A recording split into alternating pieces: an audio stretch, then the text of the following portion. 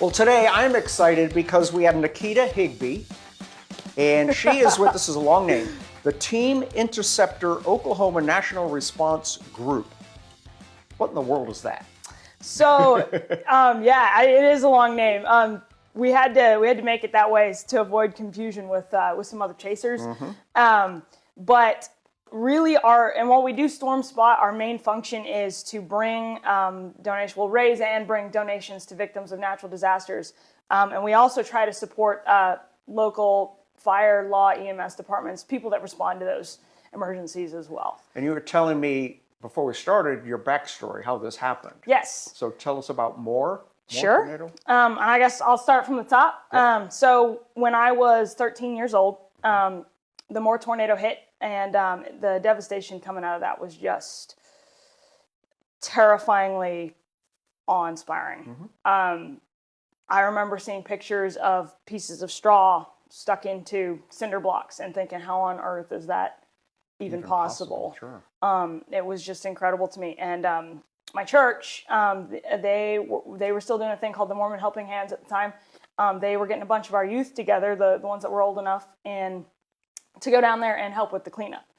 And I was just barely not old enough to go. Gotta be this tall. I was. You had to be 14 or older, and my birthday was a month away, I think. And I was just barely not old enough to go. And so I begged and pleaded with my dad, with our leaders to let me go, and they just couldn't. And so they went down there, and I just swore up and down that day that anytime I ever got another chance, if I ever was presented with another opportunity like that to help other people, that I wouldn't miss it. Right. So fast forward to, the Stillwater fires. I have a little brother that goes to school down there, and he was being evacuated. And so I was going to go down there and go get him if I needed to, which he ended up being okay. His house was all right. But I have a lot of friends also from church that lived down there. And I was worried about them too. And none of them lost their houses, actually. They were all okay, but some of their old neighborhoods and stuff that they lived in were just gone. I was amazed with how big, we saw it on the news, but to see it in person, it was something surreal. Else. Yeah. There's a difference between watching it on the news, like you said, and actually being down there. It just tore my heart in two. And so I was at work actually, and I remember thinking, we got to do something. Like we have to go down there. We can't just sit here and watch it on the news and do nothing. And I remember thinking, man, it's just so impossible. Like we have so little time to get donations together. Like I don't even know how to do a fundraiser, and I just felt like it was going to be okay, and that we needed to go down there. We needed to do something about it. And so that Sunday, we sat in my church's parking lot with a little sign that we made. At the time, it said disaster donations on it. And I had my little sister and her best friend sit on the tailgate of our truck with this sign. And as people came out of church, they were like, hey, what are you doing? And we kind of explained. And within 2 hours, we had raised over $2,000. Wow. Yeah. So for two hours, that's pretty good, I'm assuming. So we took that and we went to Walmart and we bought water, we bought Powerade, we bought snacks, food, everything you could think of that people might need. We didn't think of first aid kits though at first. Yeah, who would have thought? So and it's pretty crazy. So we get down there and we started realizing, as we're handing this stuff out, that people needed first aid kits. So we still had some money left, and we ran to Walmart. And we cleaned them out of all these little plastic first aid kits. We bought every one we could find. And the next day we did the same thing. We went house to house to house, and I kid you not, I've never seen something like this before. Every single person that we gave a first aid kit to needed it at that exact moment that we offered it to them. And it wasn't like they needed a major bleeding first aid kit. It was just they needed something like, oh, my kid cut his knee while he was looking through the rubble, or I cut my finger on some glass while I was looking for my mom's old, whatever it was. And I think we must have handed out, I think it was 200 or 300 first aid kits over the course of those 2 days. Wow. it was a lot. Walmart was probably like, what the heck are these people doing with these? Yeah. And it was very, very cool. I remember, to this day, I remember feeling how impossible it was going to be. And then I remember feeling like somehow that it was going to work, that it was going to be okay, and that we were going to be able to do it. And, that was back before Team Interceptor was even a thing. My truck was named the Interceptor at the time, but that's because it's named after the pirate ship from Pirates of the Caribbean, which is why it has little pirate decals on it. I noticed that, yeah. Yeah, so it just stuck. And so we just left it that way because, it sounded cool. But also, if that ship from that movie it's a small, I think it's called a clipper ship. It's fast, it's light, and it can get places. And, I have a little red Toyota Tacoma that we drive around. It's fast, it's light, and it can just get places. And so that was kind of the inspiration behind that. A couple years later, we also did go to Guthrie as well, and that was very cool. We got to work with the Red Cross. They're amazing. They just do so much for people, and they're really, really cool as well. And then there was something very recent. Yeah. We're going to get to that in just a Yes, second. yes. Close to us. We're going to learn about the Woodward tornado that had some real issues with it. Yeah, yeah. So let's do this. Let's jump to a quick pay the bills commercial, and we'll be right back. Everywhere is a step. Every balance is a step. Every cut is a step.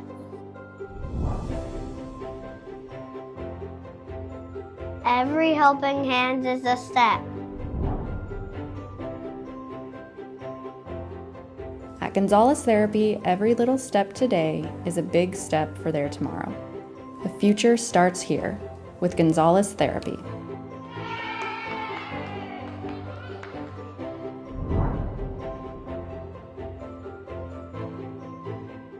All right, and we're back. Nikita, now I know there was something really close to us. Yes. Just recently. Yes. In Fairview, was it? Yes, it was in Fairview. Yep. As everybody knows, this side of the state doesn't usually get a lot of tornadoes. At this point, the Woodward fires and everything have burned through the Ranger Road, and we have officially become an organization. We're a fundraiser at this point. Right. And oh gosh, we went out that night. Actually, we were storm spotting. We saw one of the beginnings of actually one of those tornadoes. I think it was 7 that touched down that night. And we got home, and we found out that there were 2 people that were missing, and that they had been in the area that the Fairview tornado had touched down. And we knew that was bad. Yep. I was actually getting ready to get in my truck and go find out if they needed people to help look for this mother and daughter that had disappeared. And now they were in their car, right? They were in their car, Okay. yes. Yep. And so there was some hope at first that they would be found alive. And I don't know if you've ever seen what a car looks like. Oh, yeah. Yeah. But when it's picked up and tossed, it's never a good thing. And so they were found shortly after that, but they were not alive. And so we started fundraising for 2 weeks. Everything that we raised, we were going to give it to the Owens family, because they left behind a dad and some other siblings, and who I'm sure were just devastated by what happened. But we didn't know at the time that there was another bigger fundraiser that was going on, that Lacey Lowry had started, which was awesome. I think it raised close to $200,000 for their family. Yeah. So Nothing like media power. Yeah, it was incredible. It's just a testament to me of how, when the community comes together, we can accomplish great things. And so we ended up sharing that fundraiser instead, which helped more, because we weren't having to send funds along with all these other things. It kind of consolidated it into this one thing. So they did a fantastic job helping them with that. Wow. It was pretty cool. And then one of the more recent things that we've done, I don't know if you guys heard about the Jumping Juniper fire down by Camargo. Yes. So I was actually about to start a new job. Both my partner and I work full time, so that everything that we do with Team Interceptor, everything that we raise goes 100% back into the organization. Very cool. We don't make any money. We don't benefit from this in any way. This is something that we do because we care. And so we were a little bit stressed about changes and stuff, and we were told by Northwest Fire Coverage, Oklahoma Fire Coverage, that VISI had a community center that was open for people that were evacuated. So our original plan was to go to VISI and bring some food and stuff to people that had been evacuated. And we got down there because we didn't have service most of the way. And we got to VISI and we realized that the community center had been closed and that people weren't evacuated anymore. They were good, which is awesome. I'm glad they didn't lose their homes. Yes. And so we just so happened to run into VISI's, their fire chief's wife. She told us, hey, you should take this down to Camargo. They probably need it more. So we turn around. I think it was Roger Mills Emergency Management. He actually escorted us in to the volunteer fire department down there. And boy, they needed it bad. And we were able to leave a whole trailer load of water, Powerade, canned chicken noodle soup with these guys. And they needed it. And they still do. These small volunteer organizations that are out there, these firemen that do this, that protect us on their own dime. Yep. At that, they need support really bad sometimes, and they ask for it, and a lot of times they get it, but it's just, they really do. They need a lot of support, and so we also try to help those guys as well.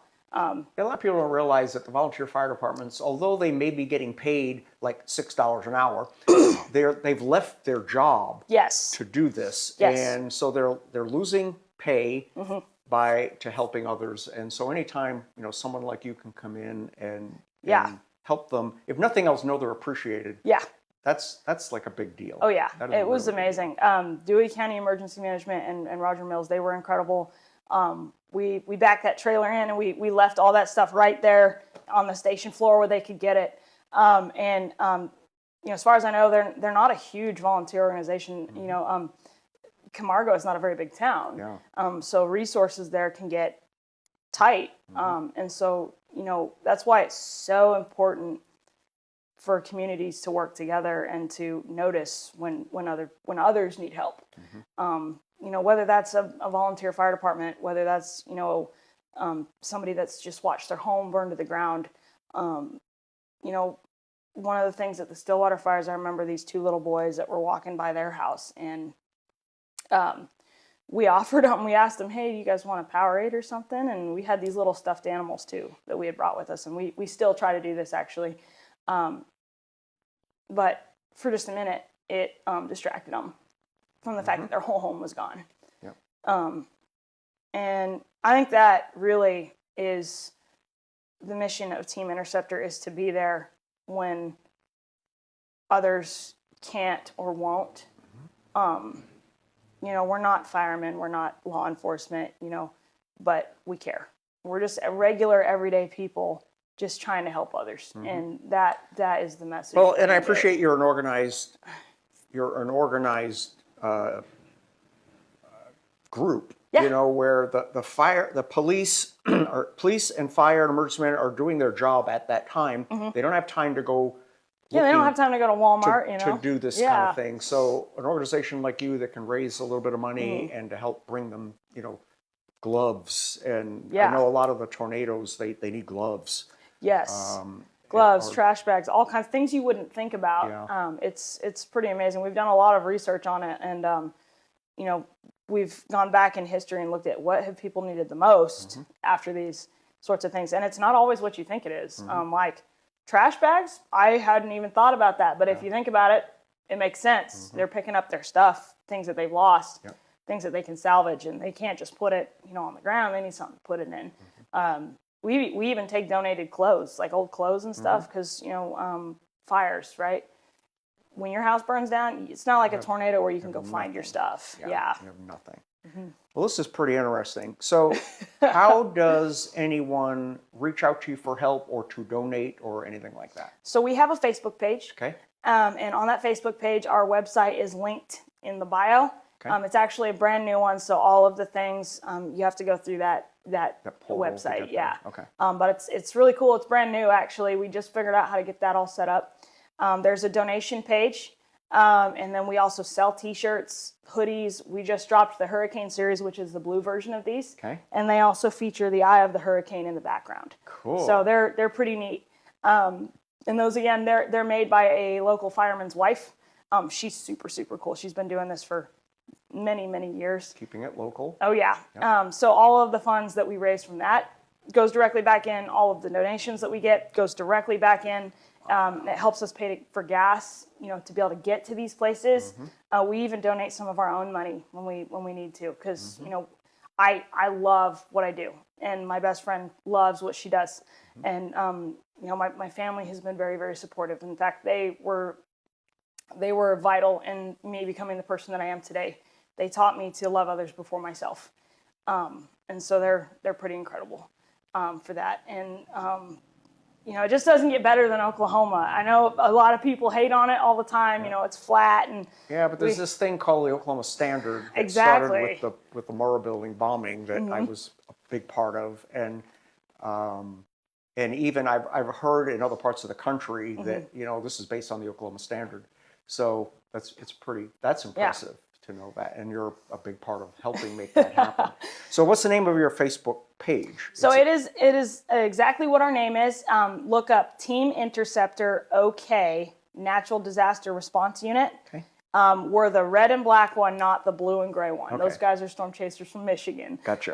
Okay. And again, while we storm spot, that's not our main function, but we do help with some of that as well. And it's fun. It's a little scary at times, but it's very, very cool. And I would highly suggest that anybody who lives in Oklahoma, the Weather Service, they do storm spotter classes for free, and you can do them in person or online, and they're super, super informational. Nothing else that helps you understand exactly what the weather guys are talking about. Yes, Sure. yes. My mom teases me all the time for it, but if she would take one, she would know. But yeah, they're really, really cool. And so that's what we do. That is Team Interceptor. We're just a group of regular, everyday people. Actually, a two-man team of everyday people, just like you and me, that we just care enough to try and help other people. And we just want to thank you guys for having us on your show. This was huge for us. Well, we very much appreciate it. We appreciate good stories and good people, and you fit that. So awesome. All right, so be sure to check out their Facebook page. Nikita, thank you for coming today and telling us your story. Absolutely. And anything you can do to help these guys, that would be greatly appreciated. Stay tuned.